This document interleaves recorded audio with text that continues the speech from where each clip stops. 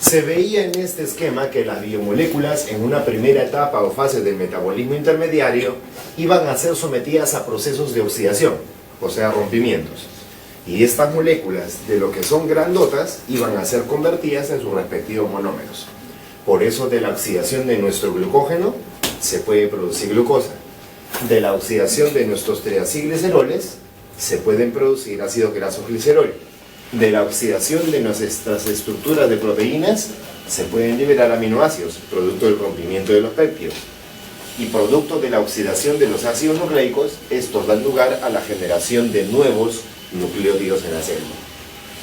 Habíamos visto también que así como las biomoléculas pueden oxidarse en esta primera etapa o fase del metabolismo intermediario, estas biomoléculas también pueden ser nuevamente regeneradas o reconstruidas, y esto a partir de sus respectivos monómeros. Se dice que las glucosas, si vuelven a juntarse, vuelven a generar los respectivos nucleótidos o glucosilos, enlaces glucosídicos, para dar lugar a la generación de carbohidratos. Ácidos grasos y glicerol se esterifican, por eso se condensan, se unen para regenerar triacilglicerol. Aminoácidos, ¿qué forman? Enlaces peptídicos, por eso generan los péptidos para regenerar la proteína, y en este caso sí los nucleótidos, ¿cierto?, vuelven a regenerarse por las distintas uniones que se pueden conformar, puentes de hidrógeno, puentes de sulfuro, fuerzas de Van der Waals, etcétera, etcétera, etcétera, para regenerar biomolécula de ácidos nucleicos. Acá se encuentra el famoso ADN y el ARN respectivamente. Pero así como existe una primera etapa, también existe una segunda etapa del metabolismo intermediario. Y habíamos visto en la clase anterior que en esta etapa los monómeros que se formaron a partir de las biomoléculas pueden seguir metabolizándose en el organismo, lo que significa que los monómeros también pueden oxidarse y pueden reducirse en la célula. Habíamos visto que por sistemas de carbohidratos la glucosa sigue oxidándose y llega hasta una molécula más pequeña todavía, el acetil-CoA. En el caso de las grasas, los ácidos grasos, glicerol respectivamente, producto de la oxidación, también llegan hasta acetil-CoA. En el caso de las proteínas, los aminoácidos también coincidentemente llegan hasta acetil-CoA.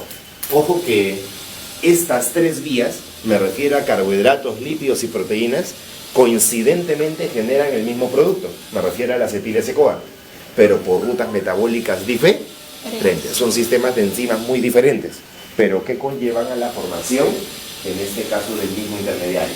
Me refiero al acetil-CoA. Y también habíamos visto de que en el sistema de los ácidos nucleicos, estos relativamente son los rebeldes del metabolismo, porque estos tienen su propio sistema de oxidación y ellos no llegan a acetil-CoA, sino que estos en la célula van a dar lugar a la formación de bases nitrogenadas. Estos no conllevan a la formación de acetil-CoA, recuerden bien eso, por favor. Y se decía que en esta segunda etapa del metabolismo intermediario, así como los monómeros se oxidan, también tienen procesos de reducción o de reconstrucción. En el caso de los carbohidratos, a partir de acetil-CoA, se dice que podemos fabricar nuestra propia glucosa, lo que me da a entender que la glucosa no solamente la consumimos, sino que aquí adentro también la reconstruimos. Hay procesos de síntesis de glucosa nueva. Y esto es lo que se llama la famosa gluconeogénesis, como ya lo vamos a ver más adelante. En la célula, a partir de acetil-CoA, también se puede dar lugar a la regeneración de grasas, que se pueden esterificar y regenerar biomoléculas de lípidos. En el caso de las proteínas, nosotros a partir de acetil-CoA podemos fabricar aminoácidos. Por eso se dice pues que tenemos aminoácidos esenciales y no esenciales. Los esenciales son los que comemos, los obtuvimos a través de la dieta, pero los no esenciales no significa que no sean importantes, son importantes, pero lo curioso está que nosotros los fabricamos y esta síntesis se da a partir de acetil-CoA. Y en el caso de los ácidos nucleicos, a partir de bases nitrogenadas, se pueden dar lugar a la generación de nuevos nucleótidos, los cuales conllevan a la formación, de nuevas biomoléculas de ácidos nucleicos en la célula. Nosotros nos habíamos quedado hasta este punto de acá, enfocando lo siguiente. Se dice que el acetil-S-CoA es un intermediario, pero que se genera a nivel mitocondrial. El acetil-S-CoA es un intermediario que se genera a nivel mitocondrial. ¿Qué quiere decir esto? Que todos los sistemas metabólicos que sucedan de la membrana hacia afuera son procesos extramembranosos, lo que quiere decir que estos sistemas se encuentran aún en el citosol de la célula, y habíamos especificado que todos estos sistemas son anaerobios, porque suceden en ausencia de oxígeno. Quiere decir que la oxidación de los carbohidratos en primera etapa sucede pues en condiciones de anaerobiosis, ¿cierto? La oxidación de proteínas en primera etapa sucede en condiciones de anaerobiosis. La reducción de lípidos en primera etapa sucede en anaerobiosis, y así sucesivamente, para que esto de alguna manera tenga pues el enfoque general y saber interpretar en qué condiciones yo voy a trabajar estos sistemas metabólicos. Y todos los procesos metabólicos que sucedan de la membrana hacia el interior son procesos intramembranosos, y estos sistemas ya suceden pues dentro de la mitocondria. Y dentro de la mitocondria sí hay presencia de oxígeno. Por eso se dice que todos estos sistemas son procesos aerobios. Aerobios porque suceden en presencia de oxígeno, no se olviden, por favor.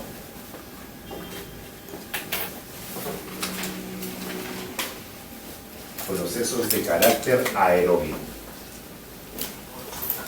Y acá podemos detenernos un rato para recordar algo que estuvimos conversando en la clase anterior.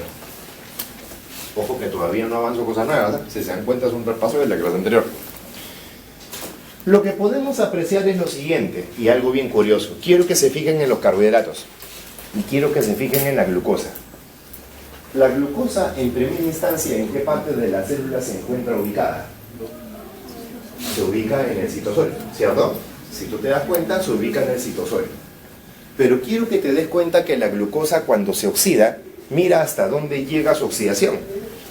Su oxidación llega hasta el interior de la mitocondria y da lugar a la formación de acetil-S-CoA, ¿cierto? Quiere decir que la glucosa empieza su oxidación en condiciones anaerobias, pero su oxidación completa culmina en aerobiosis, con la formación de acetil-S-CoA. Por eso no sé si ustedes han escuchado hablar alguna vez que existen dos tipos de oxidación de glucosa, la famosa glicólisis. La glicólisis que se hace llamar aerobia, y hay otra glicólisis que se hace llamar anaerobia. Y creo que esto está bien claro. Si la glicólisis es aerobia, la oxidación va a culminar justamente dentro de la mitocondria, con la formación de acetil-S-CoA. Pero la pregunta es, ¿y si fuera glicólisis anaerobia, llegaremos hasta acetil-S-CoA o ya no? Se sobreentiende de que ya no, porque el sistema mismo te lo está indicando. Anaerobiosis, no voy a llegar a mitocondria. La oxidación, ¿dónde va a terminar? En el citosol. Ahí es donde se da lugar, como vamos a ver más adelante, a la formación de lactato o ácido láctico. Esa es la oxidación de glucosa en anaerobiosis. Y si fuera aerobiosis, como te vuelvo a reiterar, culminará con la formación de acetil-S-CoA. Vayamos a los lípidos. Los lípidos, quiero que te des cuenta, tus grasas en primera instancia, ¿en dónde se almacenan? En citosol. Por eso se dice que las grasas las tenemos aquí en la guata, ¿no? Ah, el tejido adiposo, aquí están las grasas. Pero una grasa para oxidarse, dicen esta tiene que ingresar primero a mitocondria. Entonces significa que la grasa va a ser cogida y va a ser transportada hasta el interior de la mitocondria. Cuando la grasa llega a mitocondria, ahí le está esperando el callejón oscuro para que la rompa. ¿Me entienden, no? Y ahí empieza su oxidación real. La grasa solita no llega a la mitocondria, sino alguien tiene que jalar a esta grasa, el famoso transportador. Ustedes han visto, los que tienen oportunidad de trabajar en boticas, en farmacias, o de repente alguien tiene asesorías en algún gimnasio, las personas que principalmente hacen aeróbicos, ejercicios, los fisicoculturistas, toman esa famosa carnitina. ¿Han escuchado hablar? Sí. ¿Y qué cosas dicen ellos? Que la carnitina quema grasa, dicen, es un quemador de grasa, dicen. Oye, la carnitina no quema nada. La carnitina simplemente es un transportador de grasa, mas no quema nada. ¿Qué hace la carnitina? Y tenemos nosotros carnitina dentro de nuestro organismo, ¿eh? Nosotros tenemos la carnitina aciltransferasa. Esa carnitina va a agarrar grasa de citosol y la va a transportar y la va a meter al interior de la mitocondria. Cuando llegue la grasa, como te digo, a mitocondria, empezará su rompimiento, su oxidación. Y esto conllevará a la formación de acetil-CoA. Por eso han visto ustedes que recomiendan tomar la carnitina 30 minutos antes de empezar el ejercicio. Entonces, en ese tiempo, mientras que el individuo está en actividad, la carnitina que ha tomado, de alguna manera, va a coger grasa y la va a transportar con más frecuencia al interior de la mitocondria, para que esta grasa se oxide con más frecuencia en la célula. Pero muchos piensan que en su camita echados como vacas, toman la carnitina y el organismo solito lo va a romper. No. Para tú acelerar la oxidación de una grasa tienes que estar en constante actividad. Si no, ¿qué sucedería? Sucedería que si tú has tomado carnitina y tú estás en reposo, ¿la demanda de energía en reposo es baja o alta? Es baja. Entonces el organismo no es tonto. El organismo va a ver y va a decir, hay carnitina, pero está durmiendo. ¿Qué hacemos? ¿Oxidamos o reducimos? El organismo lo que va a optar es ya no oxidar, porque no requiere tanta energía como si estuviera en actividad. ¿Qué hace la carnitina? Agarra la grasa que metió a mitocondria y la vuelve a sacar a tu guata. El famoso efecto de rebote en la persona engorda, pues. No es que yo tomo carnitina y solita la oxida, no. La persona tiene que estar en constante actividad. Así es como las grasas se oxidan en el organismo. ¿Me entienden? ¿Sí? Si alguien está tomando carnitina, a partir de ahora haga eso entonces. ¿Estamos? Y también, a partir de acetil-CoA, como comenté, se pueden regenerar pues nuestros aminoácidos. Por eso tenemos síntesis propia de aminoácidos, que pueden conllevar, como vuelvo a reiterar, a la fabricación de nuevos péptidos para conllevar a la regeneración de biomoléculas de proteínas. Acá hay algo bien interesante porque, como lo dejé entredicho en la clase anterior, existe la posibilidad de que de carbohidratos, nosotros de alguna manera, si el organismo lo requiere, podemos fabricar proteínas. ¿Por qué? Porque los carbohidratos, su oxidación llega hasta acetil-CoA.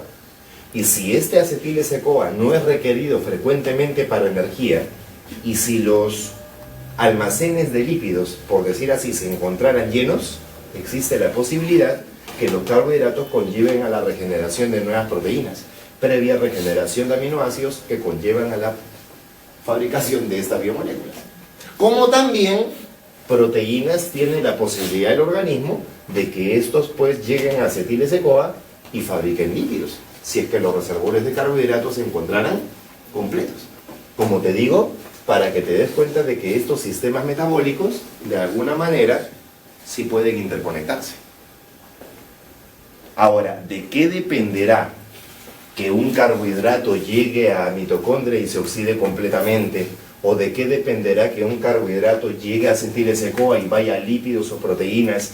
¿O qué dependerá que una proteína llegue a lípidos? Eso dependerá única y exclusivamente de lo que tu organismo requiera en determinado momento.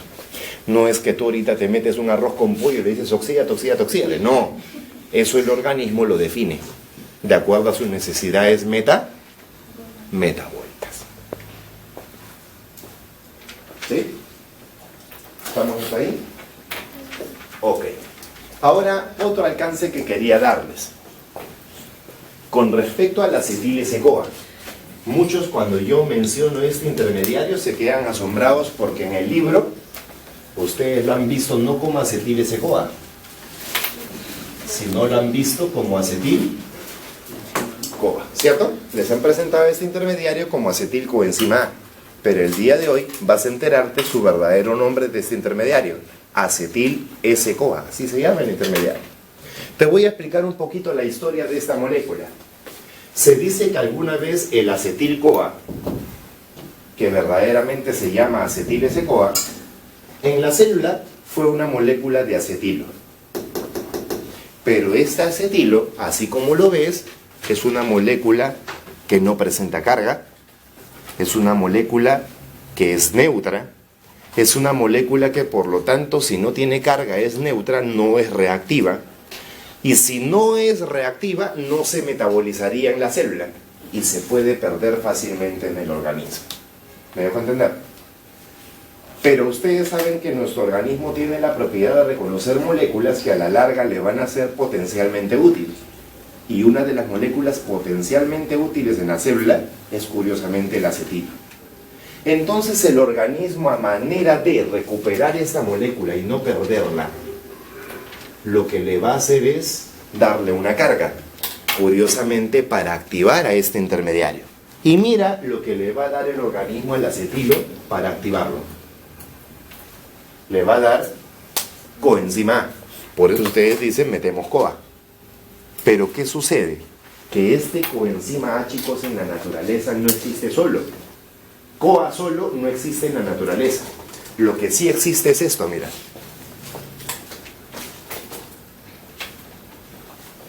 Esto es lo que ingresa verdaderamente para la activación. Ingresa coenzima A, pero que siempre viene acoplado a este grupo sulfidrilo, como puedes ver, con el SH. Por eso lo que existe no es CoA, sino lo que existe realmente es CoAsh. ¿Me dejo entender? ¿Cómo se llama? CoAsh. No te olvides de esto. Coenzima A siempre viene acompañado de este sulfidrilo. Por eso se dice que hay azufre de por medio. Por eso, cuando el acetilo se activa, esto evidentemente lo que va a generar es acetil-coenzima A. Se dice que con CoA el acetilo ya se encuentra activo, pero de por medio también ingresa el azufre. Por eso es más reactiva la molécula todavía. Por esa razón es de que lo que se genera en realidad en la célula no es acetil-coenzima A, sino se genera acetil-S-CoA, porque entra coenzima A y el azufre, producto de la activación. Y este es más reactivo en la célula todavía.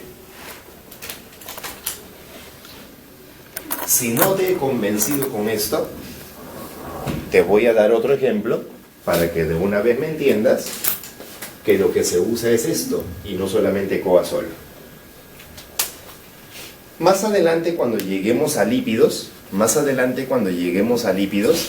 vamos a ver un proceso que se llama la oxidación de los ácidos grasos. Y esa es la beta-oxidación. La beta-oxidación es un proceso que pasa por 4 reacciones. Y curiosamente, la cuarta y última reacción, ¿saben cómo se llama? La cuarta reacción se llama ruptura, o sea, rompimiento, tiolítica. Ruptura tiolítica. Tío, ¿no es sufijo de azufre? Sí. Y justamente yo para romper, tengo que meter en esa reacción CoA. Pero meteré porque ese es el que me dona el azufre para el rompimiento. Si con esto no te he convencido, las grasas inactivas, tú sabes que reciben el término icoato.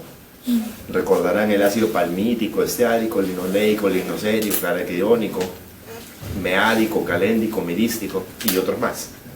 Pero si te das cuenta tienen el término ico. Es lo mismo decir palmitato, estearato, lignocerato, icoato. Da lugar a que la grasa está inactiva. ¿Cómo se activa una grasa? Una grasa se activa justamente si le metes CoA. ¿Y cómo se va a llamar el ácido palmítico activo? Palmitil S-CoA. El ácido araquidónico, araquidonil ese CoA porque le hemos metido CoASH para su activación.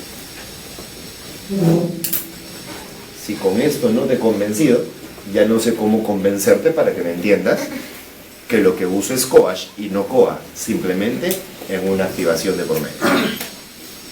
¿Se entendió? ¿Sí? Pero lamentablemente eso no lo ponen en los libros. En los libros tú abres cualquier bibliografía y solamente dice CoA, pero se olvidan del sulfidrilo y no podemos olvidarlo si es parte de la estructura del CoA. Y esto ingresa también completamente en la activación.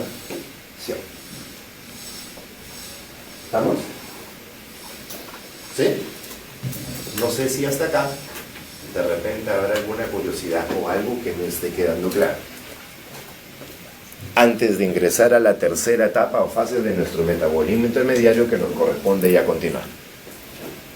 La fase del metabolismo intermediario va a estar comprendida propiamente dicha por un proceso metabólico que se da en la mitocondria. Y este proceso metabólico es el famosísimo ciclo de Krebs, comprendida en la tercera etapa o fase del metabolismo intermediario. Recordemos un poquito al ciclo de Krebs entonces. Más o menos Krebs es esto, miren. Krebs es un proceso que más o menos tiene esta figura. Vamos a ver cómo nos sale. Acá es donde yo extraño a mis visitas.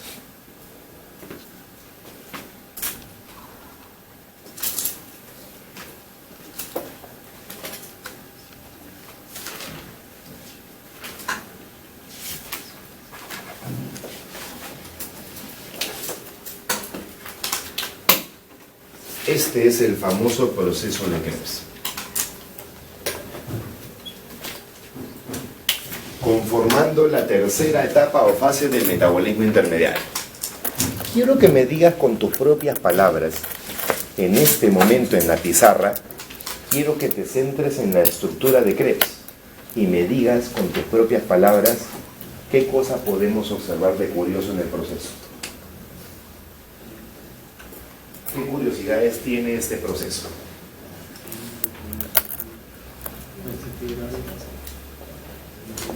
¿Qué tiene de curioso el sistema de Krebs?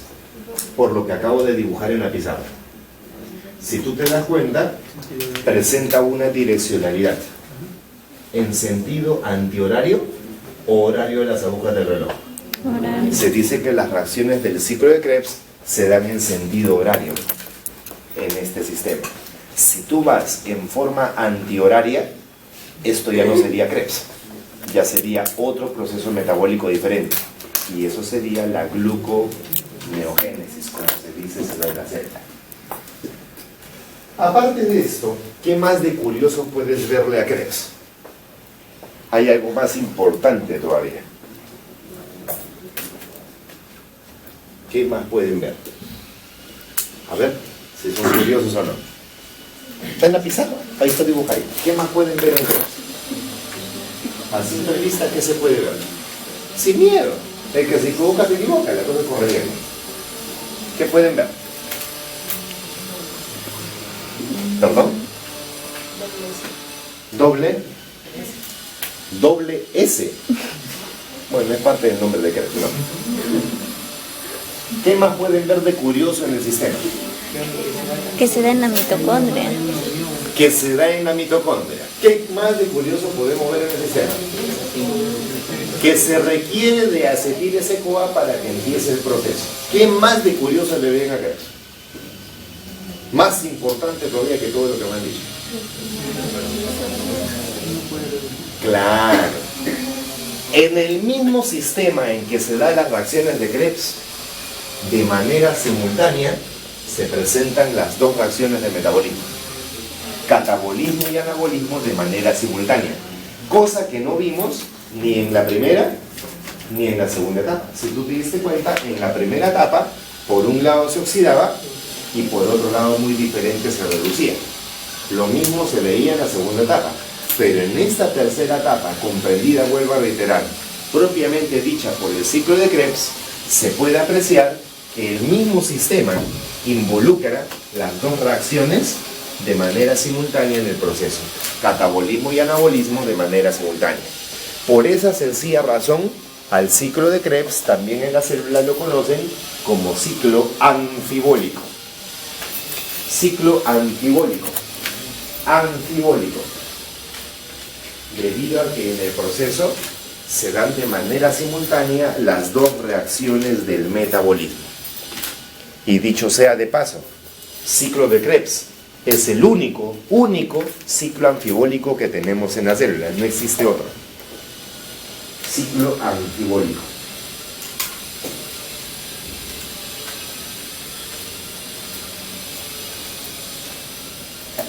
Otros también al ciclo de Krebs lo llaman el ciclo del ácido cítrico. Como ya vamos a ver cuando veamos el proceso detallado, el ciclo de Krebs lo llaman el ciclo del ácido cítrico, justo por ser este el primer intermediario estable que se genera en el sistema de Krebs. Por esa razón, lo han bautizado también a Krebs como el ciclo del ácido cítrico. Y al ciclo de Krebs, otros también lo conocen con el nombre de ciclo de los ácidos tricarboxílicos. Ciclo de los ácidos tricarboxílicos. Se dice que los ácidos tricarboxílicos son bien raros en la naturaleza y estos se metabolizan curiosamente en el ciclo de Krebs. Entonces, para que se den cuenta cuántos nombres tiene Krebs en realidad: Krebs, ciclo anfibólico, ciclo del ácido cítrico, ciclo de los ácidos tricarboxílicos. Cualquiera de esos nombres, si te vienen en el examen, se está refiriendo al mismo proceso. ¿Ok? Entonces, tenemos a Krebs que se da lugar en condiciones de aerobiosis. Como podemos ver, esto se da en la mitocondria de la célula. Pero el ciclo de Krebs tiene algo bien curioso. Se dice que el ciclo de Krebs es un proceso mitocondrial. Y curiosamente, para que este proceso inicie, yo requiero de un intermediario que me va a dar lugar a que este proceso empiece en la célula. Y ese intermediario es nada más y nada menos que el famoso acetil-CoA. Como acabamos de ver hace un momento, el acetil-CoA ¿se puede o no se puede obtener de distintas maneras en la célula? Sí. Acetil-CoA se puede obtener de oxidación de carbohidratos. Acetil-CoA se puede obtener de oxidación de lípidos. Acetil-CoA se puede obtener de oxidación de proteínas. Yo te pregunto, en este momentito, el acetil-CoA que acaba de hacer Krebs ahorita en tu célula, ¿me podrías especificar de dónde exactamente provino? No, porque este puede provenir de distintos sitios, a menos que le ponga un marcador y me indique, sí, este vino de acá, ¿no? Pero eso relativamente es difícil. Entonces, decir exactamente Krebs desde dónde se está realizando sería un poco tedioso. Pero la molécula que da inicio a este sistema sí se sabe que es el acetil-CoA, que puede provenir de la oxidación de estas biomoléculas que yo te acabo de comentar. Puede provenir de carbohidratos, como de lípidos, como de proteínas. Se dice que el acetil-CoA es la llave de encendido de este automóvil. Quiere decir que si hay acetil-CoA en mitocondria, va a darse lugar al ciclo de Krebs. Pero si es que no hay acetil-CoA en mitocondria, no vamos a poder realizar el ciclo de Krebs, porque este es necesario para dar inicio a este proceso metabólico. No te olvides, ciclo anfibólico, ciclo del ácido cítrico, ciclo de los ácidos tricarboxílicos. A manera de enfoque general de este proceso metabólico, más o menos te podría comentar algunas cosas del ciclo de Krebs. Se dice que el ciclo de Krebs en este sistema tiene algo bien curioso, y quiero que el día de hoy tengan en cuenta esto para todo el curso, a manera de que cuando lleguemos a este proceso ya sabemos de por medio lo que va a suceder. Krebs presenta ciertas curiosidades. Es un ciclo, como viste, anfibólico, que presenta catabolismo y anabolismo de manera simultánea. Krebs se caracteriza por realizar sus reacciones en sentido horario de las agujas de reloj. Durante la vuelta de Krebs, se van a suscitar la pérdida de 2 carbonos. Por eso se dice que durante este sistema vamos a dar lugar a 2 reacciones de descarboxilación. Curiosamente, en cada descarboxilación se pierde un carbono. Y eso ya lo vamos a ir analizando conforme, ¿no?, vayamos realizando este proceso o analizándolo a detalle durante el curso. Y otra de las peculiaridades de Krebs, propiamente de Krebs, es que en este proceso sí se genera energía, pero simplemente una energía. Y este es el famoso GTP, la famosa guanidina trifosfato. Este GTP, chicos, sí es propio del sistema de Krebs. En otras palabras, pertenece al ciclo de Krebs. Entonces, la pregunta del día está, ¿y dónde está pues esa figura que me decían de que Krebs en la mitocondria genera la mayor cantidad de energía a nivel celular? Eso es rotundamente falso, porque la mayor energía, dijimos, ¿dónde se produce? En esa famosa cadena respiratoria, ¿no? ¿Se acuerdan que acá estaba NAD, FAT, CoQ, citocromo B, la lanzadera? Y ahí es donde se desprende energía y agua al final del sistema. Por eso más o menos voy a poner por acá ATP más agua celular, para que esto más o menos quede como enfoque, ¿no? Y para que no haya, como se dice ya, confusión alguna a nivel panorámico. Y lo que te puedo adicionar a esta pequeña discusión, no te olvides que este GTP que se genera propiamente en Krebs, el GTP que se genera propiamente en Krebs, no es fosforilación oxidativa, no se da por fosforilación oxidativa, se da por otro tipo de reacción energética. Esta se llama fosforilación sobre sustrato nucleótido difosfato. No es fosforilación oxidativa. Vuelvo a repetir. Fosforilación sobre sustrato nucleótido difosfato. Por lo mismo que la reacción es esta, ¿no? Miren. Nucleótido difosfato. Guanidina difosfato. Ahí está. Y esta de acá es la que gana un fósforo para dar lugar a la formación del GTP. Fosforilación sobre sustrato nucleótido difosfato. Vuelvo a reiterar por tercera vez. No es fosforilación oxidativa. No es. ¿Dónde se dan las fosforilaciones oxidativas, dijimos? En la cadena respiratoria. Ahí sí se da la fosforilación oxidativa. Más no en Krebs, propiamente dicho.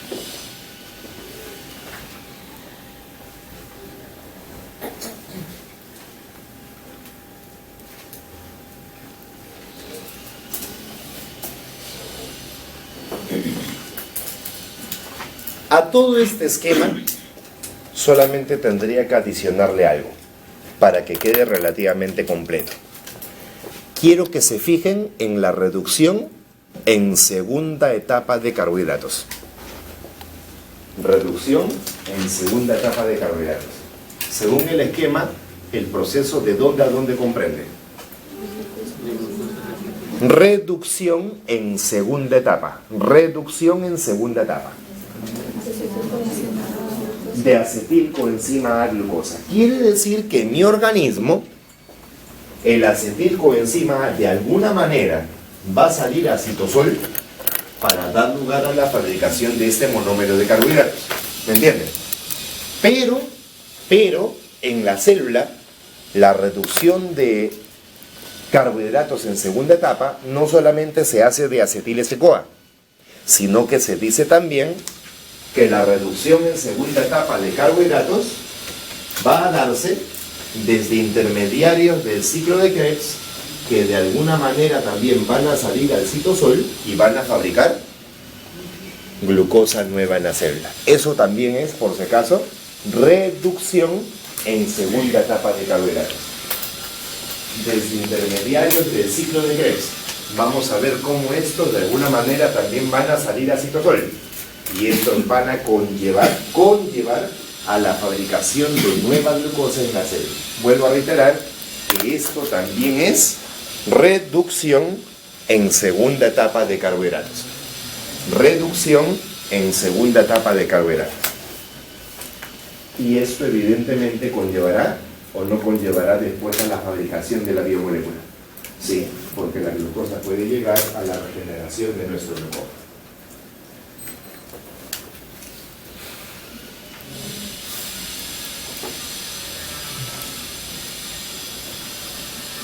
Y la pregunta del día es, y acá viene lo misterioso, ¿no? ¿Y qué pasa con los ácidos nucleicos? Los ácidos nucleicos, por lo que estamos viendo, ¿conllevan o no conllevan a la realización de Krebs? No. Estos tienen su propio sistema de oxidación, como tú viste, y estos solamente llegaban hasta bases nitrógenas. Se dice que los ácidos nucleicos para metabolizarse, miren, los ácidos nucleicos para metabolizarse no requieren necesariamente de energía, porque la energía principalmente ¿en dónde se obtiene? A nivel mitocondrial. Pero si te das cuenta, los ácidos nucleicos como que se sobraran, ¿no? Yo no necesito energía para metabolizar. Y estos se rehusan y no llegan a Krebs, si se dan cuenta. La pregunta del día es, y aquí viene lo misterioso, ¿no? Entonces, ¿por qué una persona, a pesar de estar muerta, ¿qué significa muerto? Que ya no genera energía. Una persona, a pesar de estar muerta, su pelo, su cabello le sigue creciendo. Curiosamente por este sustento, que los ácidos nucleicos para metabolizarse no requieren energía. ¿Han visto un muertito y las uñas le siguen creciendo? Esto es ADN, pues. Estos ácidos nucleicos. Y el muertito sigue y sigue procesando este tipo de intermediarios, o mejor dicho, estas biomoléculas, el ADN y el ARN, sin necesidad de energía alguna. ¿Cuándo dejará de generar ADN o ARN? Cuando el gusano se coma todo completamente. Pero si esto está intacto, sigue y sigue regenerándose. ¿Han visto ustedes cuando una persona se corta las uñas, la uña vuelve a crecer? Si una persona se corta el pelo vuelve a crecer. Si una persona de alguna manera pierde el tejido de piel, de alguna manera este se cicatriza y como que quiere regenerarse. Pero esto es regeneración constante. No vayan a pensar que te cortas la mano y te va a crecer. Eso ya sería Piccolo de Macundo. Pero es otro tipo de genoma a nivel de reptiles. Ojo, tú le quitas la cola a una culebra o a una salamandra o a una iguana o a un... ¿Me entienden, no? Y eso crece. En algún momento no se asombren si de repente genéticamente condensan o fusionan a un humano con una culebra para que éste regenere tejido. Cosas locas, ¿no? Y eso lo puede hacer posible la genética. ¿Y se puede? De hacer se puede hacer. Pero eso relativamente sería ir contra el arriba, ¿no? Claro. Porque Dios ha creado al hombre a su imagen y semejanza. Pero si vamos a ir contra él, lamentablemente estaríamos yendo contra la palabra de nuestro creador, ¿no? Por decir así. Oye, inclusive hasta el cura del SIDA existe, ¿saben eso? El cura del SIDA existe realmente. Nada más que no lo aplican por no ir contra el de arriba. Había un artículo de un individuo que dicen de que quería suicidar. Las siglas son la G6P. Esta es la glucosa 6-fosfato. El glucógeno durante su oxidación va a dar lugar a la formación de un intermediario. Y este es la glucosa 6-fosfato. Pero la oxidación de carbohidratos en primera etapa culmina con la formación de glucosa 6-fosfato o culmina con la formación de glucosa libre. Lo que significa que esta glucosa 6-fosfato, vamos a ponerlo así, ¿ya? Lo que significa de que esta glucosa 6-fosfato, para llegar a glucosa libre, evidentemente, ¿qué cosa tendría que perder de su estructura? El fósforo. Chicos, bioquímica 1. ¿Cómo se llaman aquellas enzimas que quitan arrancan fósforos de las estructuras? ¿Cómo se llaman aquellas enzimas que arrancan, que quitan fósforos de las estructuras?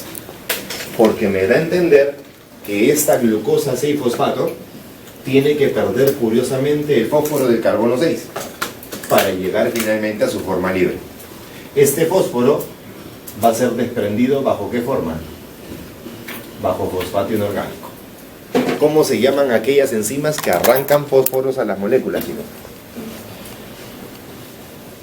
Las fosfatasas,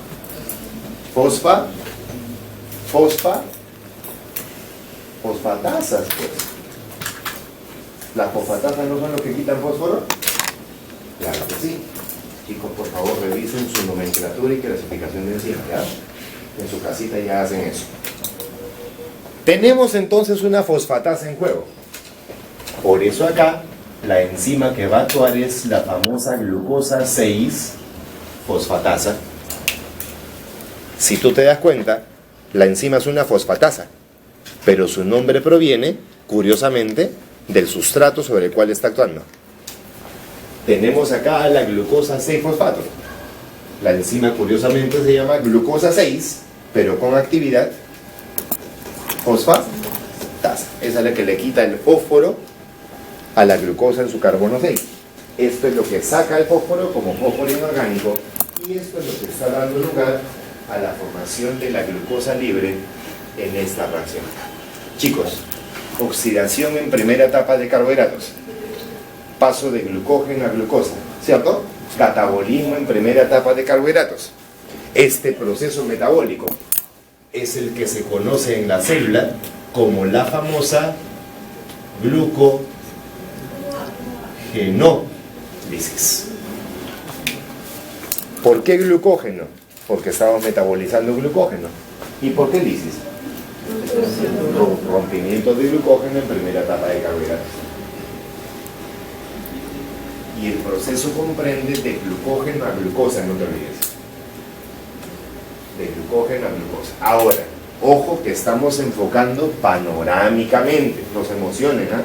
No vayan a pensar que todo esto es el proceso. No, esto está relativamente resumido. Después lo vamos a ver detallado. Pero sí es interesante que te enfoques de dónde a dónde va a ir este proceso. Y por ahí la participación de esta fosfatasa, ¿no? La glucosa 6-fosfatasa, no te olvides.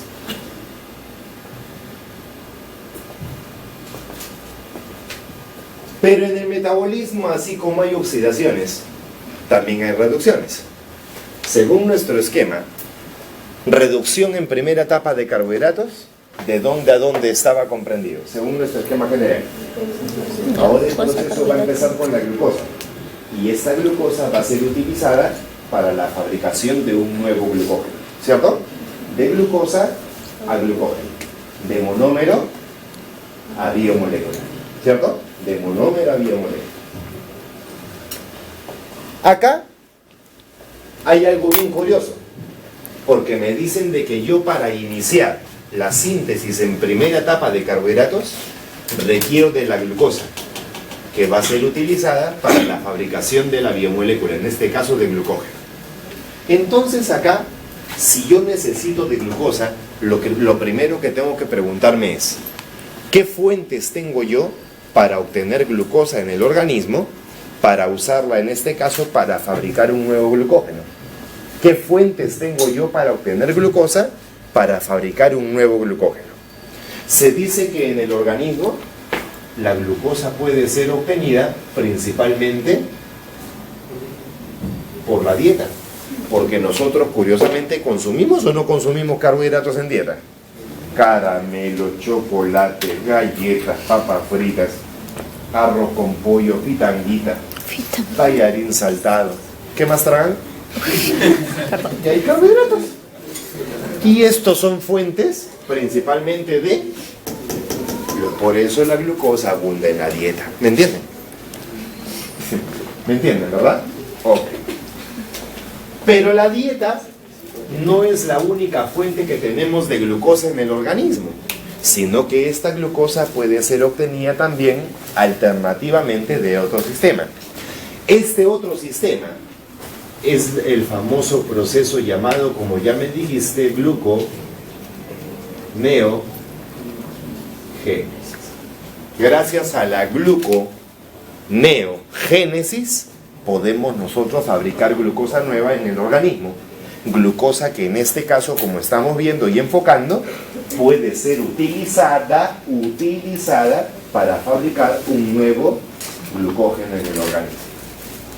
La gluconeogénesis, chicos, a manera de resumen, es un proceso metabólico que se puede realizar desde 4 intermediarios gluconeogénicos distintos. La gluconeogénesis es un proceso metabólico que me sirve evidentemente para fabricar glucosa nueva en la célula, pero este proceso se puede realizar, como vuelvo a reiterar, desde 4 intermediarios gluconeogénicos distintos. Cuando veamos la teoría, se dice que la gluconeogénesis la podemos realizar, por ejemplo, desde el lactato. Recordemos que este lactato lo tenemos almacenado en tejido muscular. Ese lactato de alguna manera va a ser removido del músculo y va a ser utilizado para la síntesis de nueva glucosa en el organismo, por este proceso llamado gluconeogénesis. Tenemos otro intermediario gluconeogénico que también sirve para la síntesis de nueva glucosa en la célula, y este es nada más y nada menos que el glicerol. Ese glicerol que está en tu tejido adiposo bien guardadito, este va a ser removido de esta parte del sistema y va a ser utilizado también para la síntesis de nueva glucosa a nivel celular. Tenemos también otro intermediario gluconeogénico que también sirve para la síntesis de nueva glucosa en la célula, y estos son nada más y nada menos que los aminoácidos. Los aminoácidos no solamente fabrican péptidos, sino que también van a ser usados para la fabricación de nueva glucosa en la célula. Los tres relativamente, ¿los conocen o no los conocen? ¿Se han escuchado hablar del lactato? ¿Se han escuchado hablar del glicerol? ¿Se han escuchado hablar de los aminoácidos? Pero existe un cuarto intermediario gluconeogénico, y quizás de repente, quizás digo yo, no es que no se conozca, menos conocido por ustedes. Este intermediario gluconeogénico, que también sirve para la síntesis de nueva glucosa, es el famoso propionato. ¿Alguien ha escuchado hablar del propionato? Propionato, ácido propiónico. Ácido propiónico proviene de propano. ¿Y el propano cuántos carbonos tiene? 3 carbonos. Más o menos te explico la historia, cómo se obtiene el propionato en nuestra célula. Ustedes conocen a X moléculas de grasas. Conocen al palmítico, al láurico, al esteárico, al lignocédico, al araquidónico, al meádico, al caléndico, etcétera, etcétera, etcétera. Pero todas esas grasas tienen algo bien curioso. Tienen cadena par. ¿Me entienden? Vamos a poner uno chiquito, el palmítico, el más chiquito que tenemos, 16 carbonos. Miren, ¿ah? Vamos a ponerla acá. 1, 2, 3, 4, 5, 6, 7, 8, 9, 10, 11, 12, 13, 14, 15, 16 carbonos. Quiero que te imagines que ahí está tu ácido palmítico.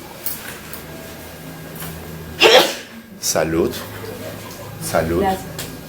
Se dice pues que las grasas, miren, se dice que las grasas en el organismo, al igual que los carbohidratos y las proteínas, también se oxidan. Y para entender esto, primero tenemos que hacer el siguiente enfoque para que más o menos veas a lo que me estoy refiriendo. Hablando estructuralmente, en el caso de los carbohidratos, aproximadamente ¿cuántos carbonos crees tú que tiene un glucógeno? Hablando estructuralmente, aproximadamente ¿cuántos carbonos, cantidad de carbonos, crees que tiene una estructura de un glucógeno? Cualquiera. Un glucógeno aproximadamente contiene, hablando estructuralmente, 1000 unidades de glucosas.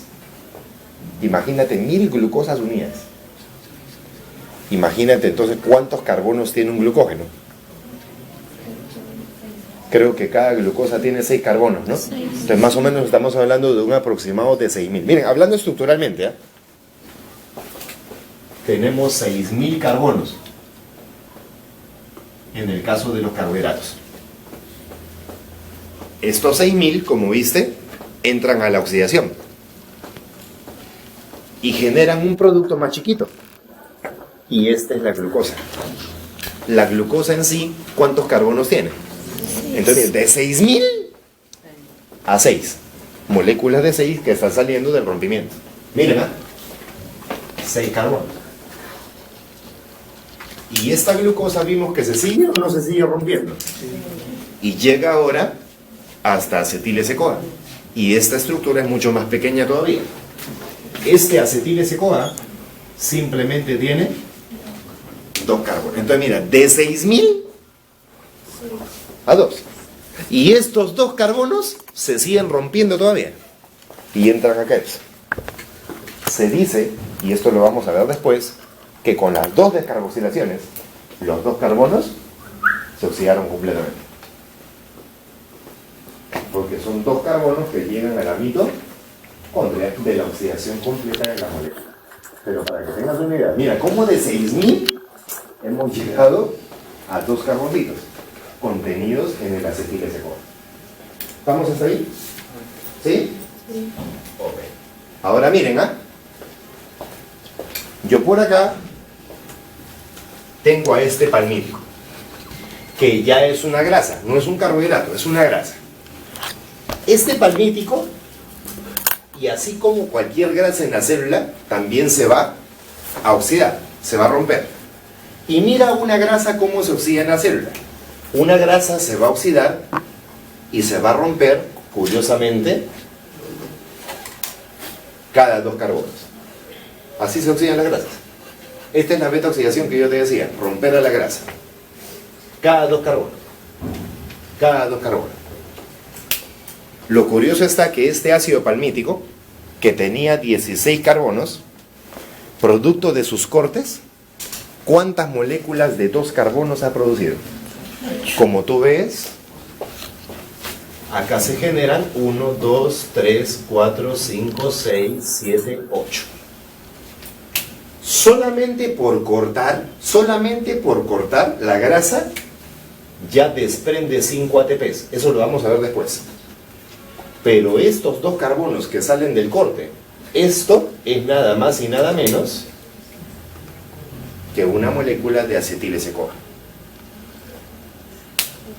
Tú habrás escuchado hablar por teoría que una glucosa se oxida y a lo mucho genera 2 moléculas de acetil-S-CoA. Eso lo vamos a ver después. Pero una sola grasa, mira cuántas moléculas de acetil-S-CoA te puede generar. Además de romper y liberar energía aparte de lo que puede producir el acetil-S-CoA. Con esto, ¿qué quiero demostrarte y que entiendas de una vez? Que ¿quién es más energético? ¿Un carbohidrato o un lípido? A ojo cerrado, el lípido va a generar más energía siempre que un carbohidrato. Pero ahorita estamos en la gluconeogénesis. Y ahorita yo quiero buscar propionato. Se dice que el propionato se obtiene del rompimiento de grasas, pero no de cadena par, sino de cadena impar. Entonces, más o menos esto es así. Si tuviéramos una grasa impar, vamos a poner a ver el ácido heptanoico. 7 carbonos. 1, 2, 3, 4, 5, 6, 7. Sea par o sea impar, la grasa siempre se va a romper cada 2 carbonos. Acá, otro rompimiento de 2 carbonos. Pero en el residuo de la cadena impar, al final me quedan 3 carbonos. Esos 3 carbonos, chicos, son los que dan lugar a la formación del propionato. No puede quedar uno solo. No puede quedar uno solo. En conclusión, el propionato es el producto de la oxidación completa de una grasa, pero de cadena impar. Este propionato es el que puede ser utilizado en este proceso de la gluconeogénesis para crear nueva glucosa en la célula. Pero son grasas de cadena impar. Lo curioso está, grasas de cadena impar, ¿son frecuentes o poco frecuentes en nuestra dieta? ¿Son frecuentes o poco frecuentes? Son poco frecuentes. ¿Dónde o con qué frecuencia consumimos más grasas? Son de cadena par. Pero ¿dónde abundan las grasas de cadena impar? Sobre todo las grasas de cadena impar abundan en las hierbas. ¿Estamos acostumbrados a comer hierbas? Muy poco, ¿no? ¿Quiénes consumen hierbas? Los herbívoros, obviamente, ¿no? En ellos, sí, pues la producción de glucosa continua, por decir así frecuente, es de propionato. Pero nosotros en nuestra dieta no estamos acostumbrados a comer hierbas constantemente. ¿Qué tragamos constantemente? Carne, ¿cierto? No estamos acostumbrados a comer eso, pero no hierbas.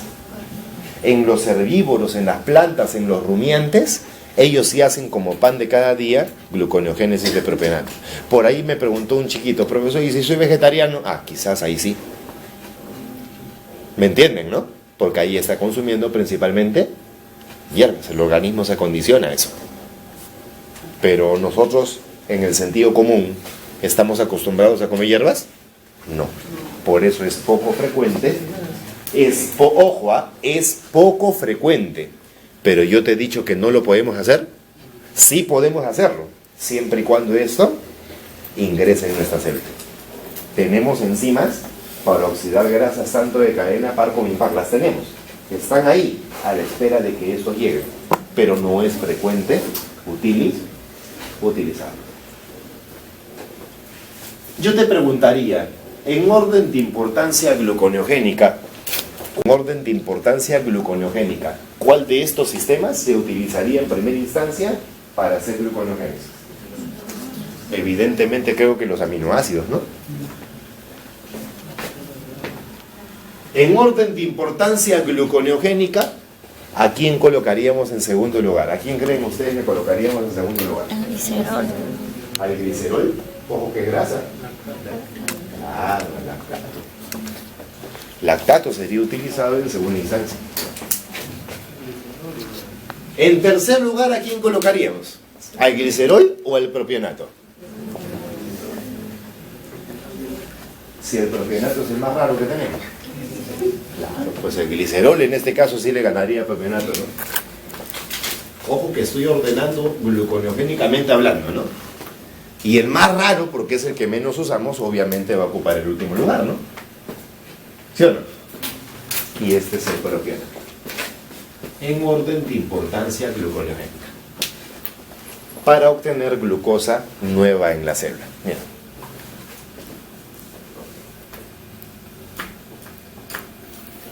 Esta glucosa obtenida, evidentemente, será utilizada en este caso para la fabricación, ¿no? Como vuelvo a reiterar, de nuevo, ¿no? Carbohidrato, en este caso la regeneración de nuestro glucógeno, que es lo que estamos buscando fabricar, ¿cierto? Es lo que estamos buscando fabricar. ¿Existirá o no existirá una tercera fuente de obtención de glucosa a nivel celular? ¿Qué dicen ustedes? ¿Habrá alguna otra alternativa para obtener glucosa además de la que es obtenida por dieta, además de la que es obtenida por gluconeogénesis? ¿Existirá alguna otra forma de obtener glucosa en el organismo? ¿Qué dicen ustedes? ¿Existe o no existe alguna otra fuente para obtener glucosa? Profesor, ¿glucosa la puedo obtener de caramelos? Claro, es de dieta, ¿no? Profesor, ¿glucosa la puedo obtener tomando gaseosa? Es dieta, ¿no? ¿O no es así? Pero ¿habrá alguna otra fuente además de dieta? ¿Habrá alguna otra fuente además de gluconeogénesis, como acabamos de ver, que me permita a mí obtener mi glucosa? ¿Existe o no existe alguna otra posibilidad?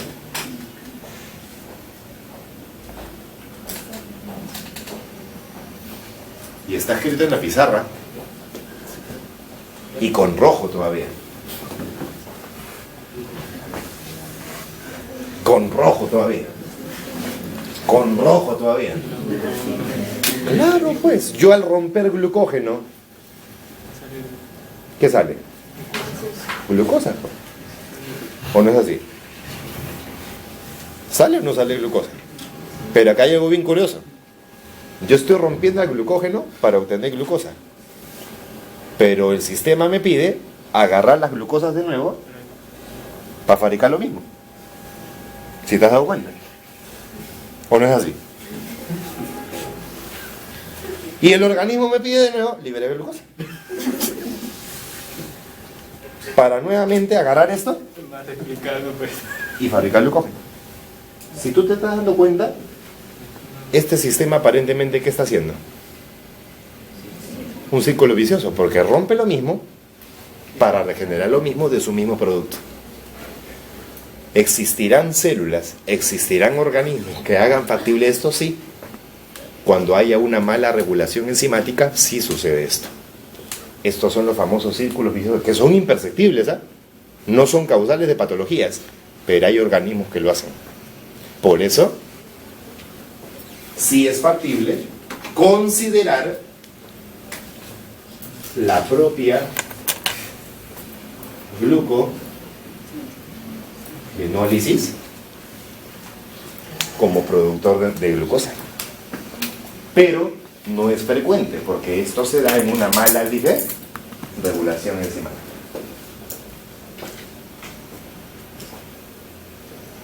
Y aquí entonces los tres sistemas principales que me permitirán a mí entonces obtener mi glucosa en mi célula para ser utilizada en el metabolismo.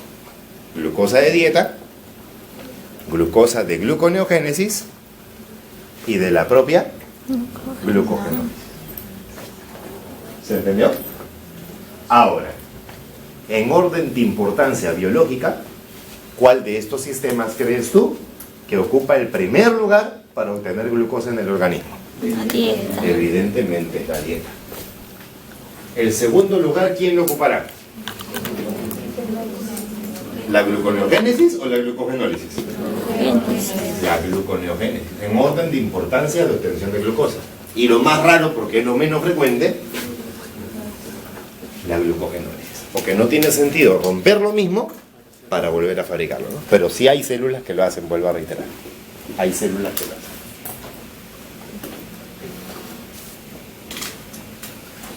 ¿Qué hora tienes, delegada? Delegada? 9:40.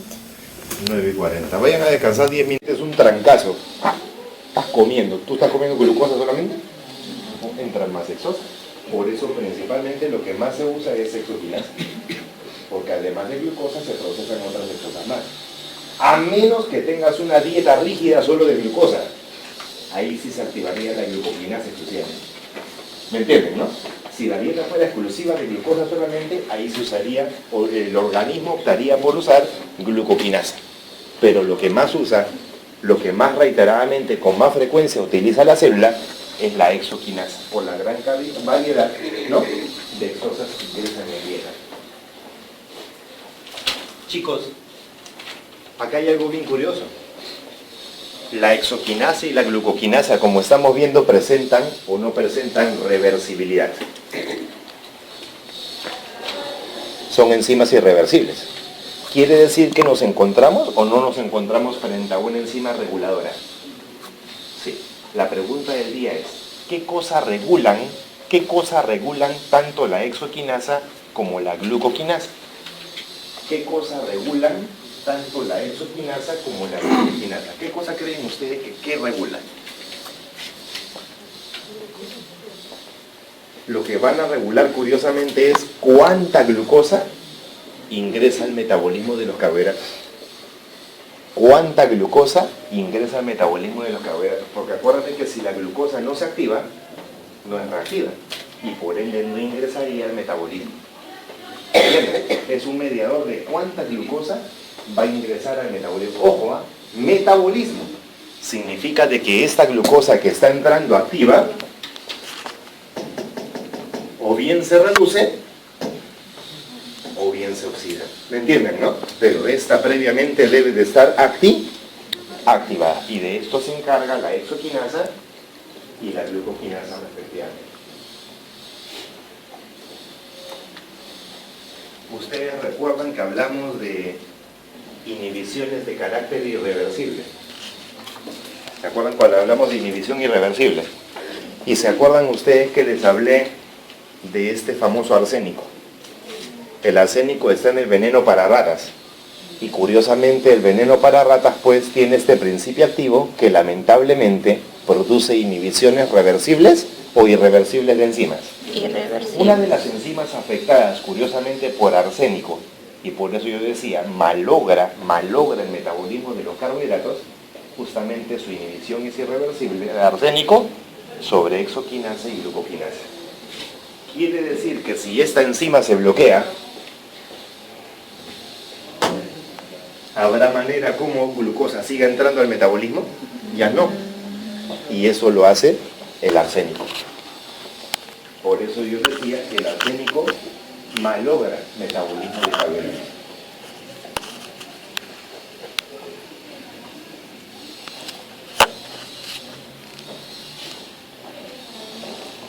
Y por ahí también estas enzimas requieren de magnesio, manganeso como cofactores para trabajar. Acuérdate que el cofactor está relacionado con la eficiencia, más rápido, más lento. Okidoki, lo que significa de que la glucosa ahora sí ya se activó. Asumiendo que no hay arsénico en el medio, la glucosa se va a activar. Y esta glucosa activa es la que yo voy a seguir utilizando para llevarla y fabricar mi ansiado glucógeno en el organismo. Y así completar la reducción en primera etapa de carbohidratos. Porque acuérdate que la reducción estaba comprendida del monómero a la biomolécula, de glucosa a glucógeno.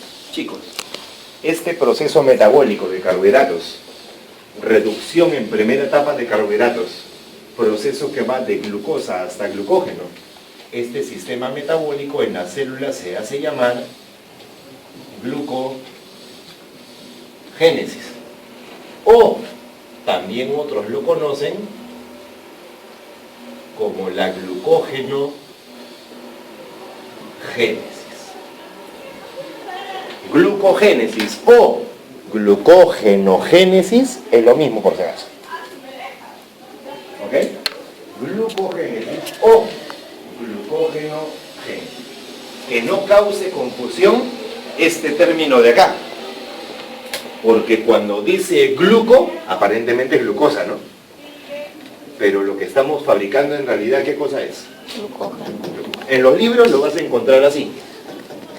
Pero también hay otra parte del libro que indica eso. Pero los dos procesos son lo mismo. Se refieren a anabolismo en primera etapa de carbohidratos. Glucogénesis o glucógenogénesis. Se refieren a la síntesis de nuevo glucógeno a nivel celular. He aquí entonces los dos procesos metabólicos enfocados panorámicamente, involucrados en la primera etapa o fase del metabolismo intermediario de nuestros carbohidratos. ¿Ok? ¿Sí? Okidoki.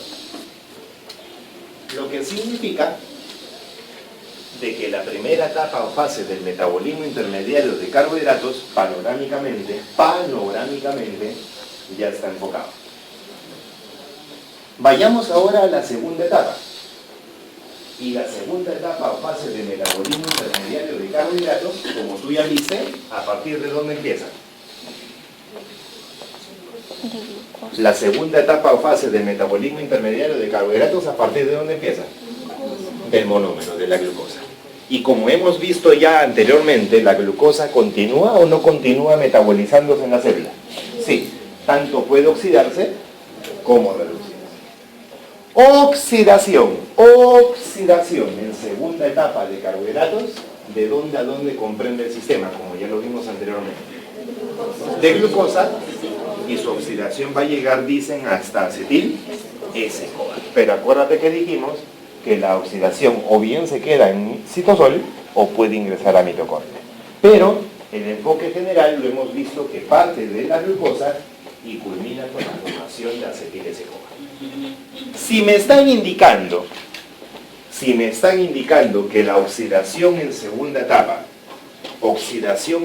etapa de carbohidratos empieza con la glucosa, ¿significa entonces que yo primero tengo o no tengo que obtener esta glucosa en el organismo? Claro. ¿Y cómo obteníamos la glucosa? Creo que ya lo vimos.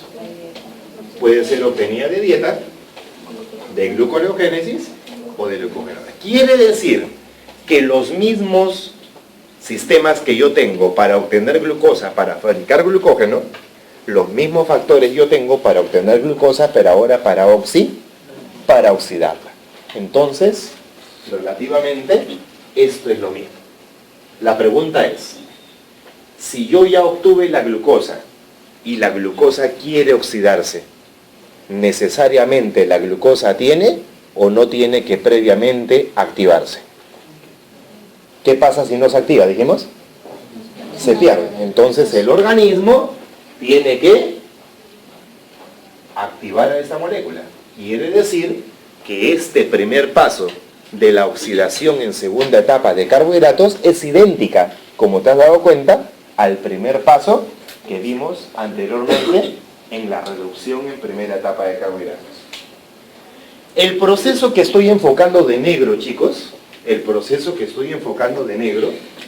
corresponde a la famosa ruta metabólica llamada glicólisis, o otros también llaman a este proceso metabólico glucólisis. De negro vamos a enfocar este sistema. Pero quiero que te des cuenta que tanto para la glicólisis como para la glucogenogénesis, ambos procesos pasaron o no pasaron por esta misma reacción.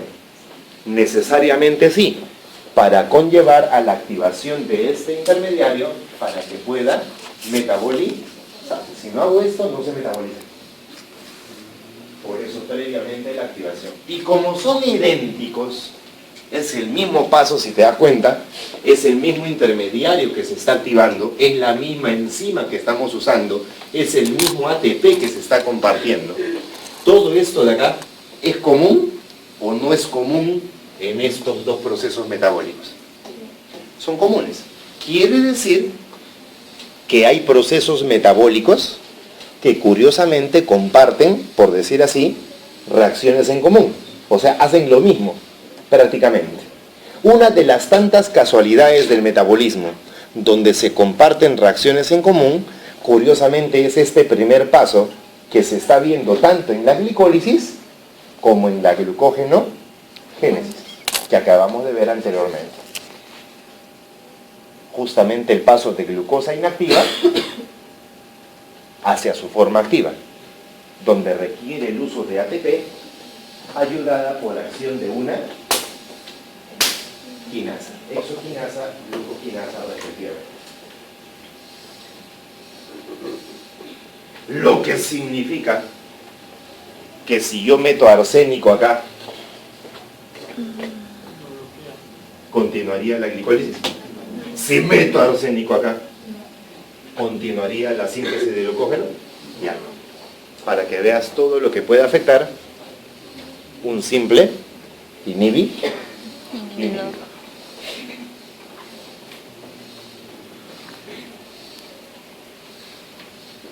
Asumiendo que no haya arsénico en el medio, mi glucosa se va a activar, lo que significa que la oxidación puede o no puede continuar. ¿Y la oxidación se dirige hacia arriba o hacia abajo? ¿Hacia la formación de quién? Vamos a buscar formar acetil-S-CoA entonces. lo que significa que mi glucosa 6-fosfato continuará reacciones de oxidación, pero ahora dirigiéndose, como te vuelvo a reiterar, hacia abajo. Y curiosamente, continuando reacciones de la glicólisis, panorámicamente hablando, mi glucosa 6-fosfato, mira en qué se va a convertir luego. Se va a convertir en F6P. Este F6P, chicos, es la fructosa 6-fosfato. Fructosa 6-fosfato.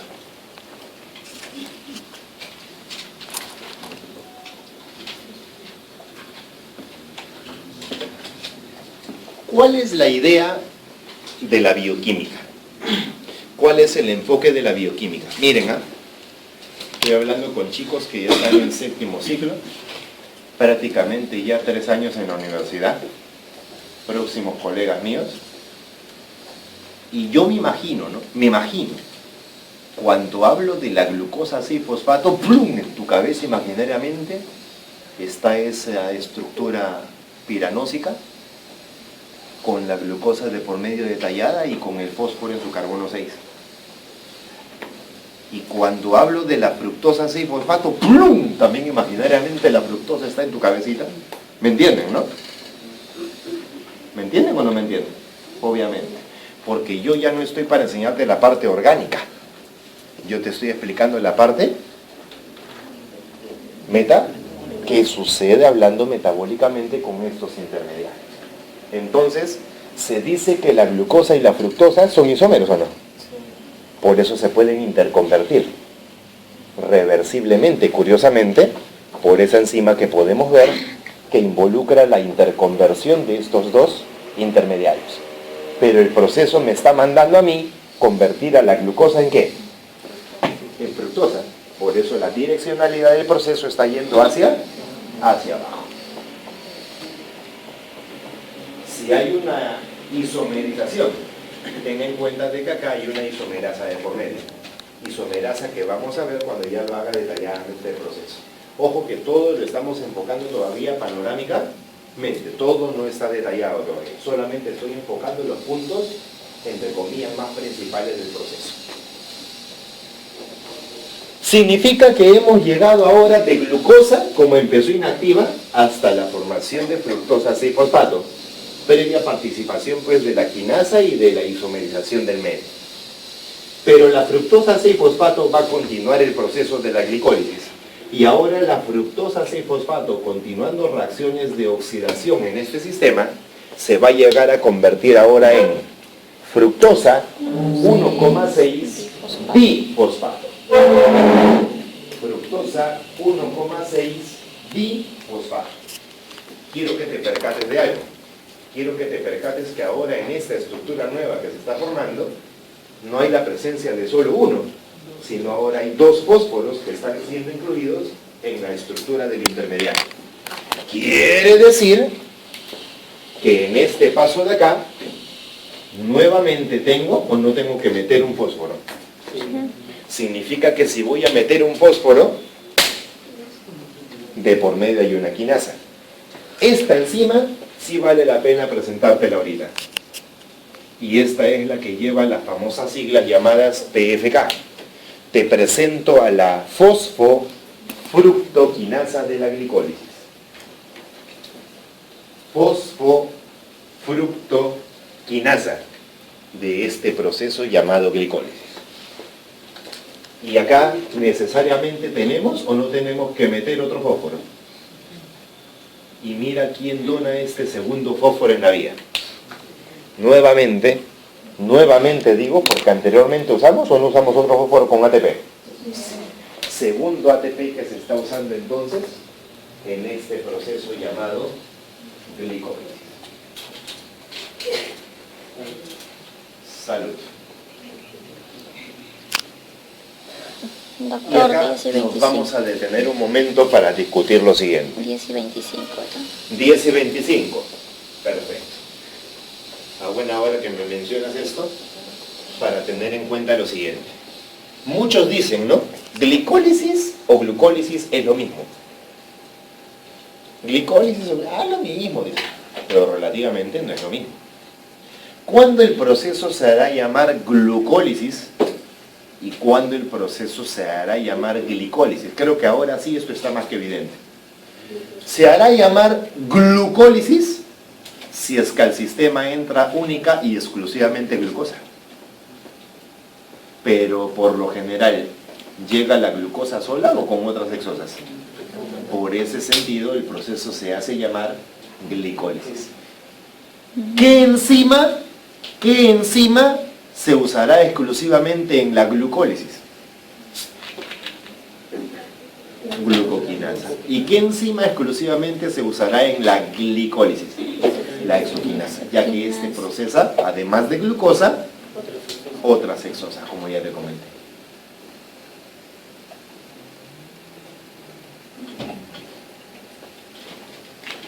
Bajo esta premisa termino mi clase del día de hoy. Ten en cuenta, lisis, glicólisis, lisis, ¿es oxidación o reducción? Oxidamos. Oxidación. Los procesos de oxidación, los procesos de lisis, los procesos de catabolismo, ¿cierto? Habíamos dicho, ¿son exergónicos o endergónicos? Revisen su teoría. ¿Son exergónicos o endergónicos? ¿Liberan o usan energía? Liberan energía. Mira, tú lo estás diciendo. Liberan energía.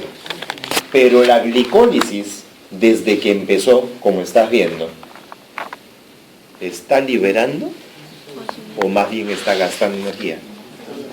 Creo que el proceso entonces se está comportando contraproducentemente a lo que debería de hacer. En vez de liberar, está usando energía.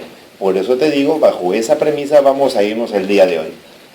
Glicólisis propiamente dicho tiene dos etapas. La propia glicólisis propiamente dicha tiene dos etapas. Curiosamente, una etapa se caracteriza por usar energía, como estamos viendo. Pero ahora va a empezar una segunda etapa donde se va a empezar a generar energía. Energía que tengo que pagar, que gasté en la primera etapa. Y se va a generar energía en exceso para corroborar que el proceso es exergónico. Por esa sencilla razón, quiero que entiendas lo siguiente. En la glicólisis, además de producir, ¿se ha o no se ha consumido necesariamente energía? Sí. Por eso la glicólisis, su verdadero nombre es proceso netamente exergónico. No es exergónico a secas, sino es un proceso netamente exergónico. Porque además de la producción, hubo consumo previamente. Pongo un ejemplo. En la primera etapa has visto, se han gastado 2 ATPs. Hipotéticamente, la segunda etapa genera 10 ATPs. Pero ¿cuál es la producción neta real? 8. Lo producido menos lo consumido. Por eso se llama proceso netamente exergónico. Y colorín colorado, el gráfico dice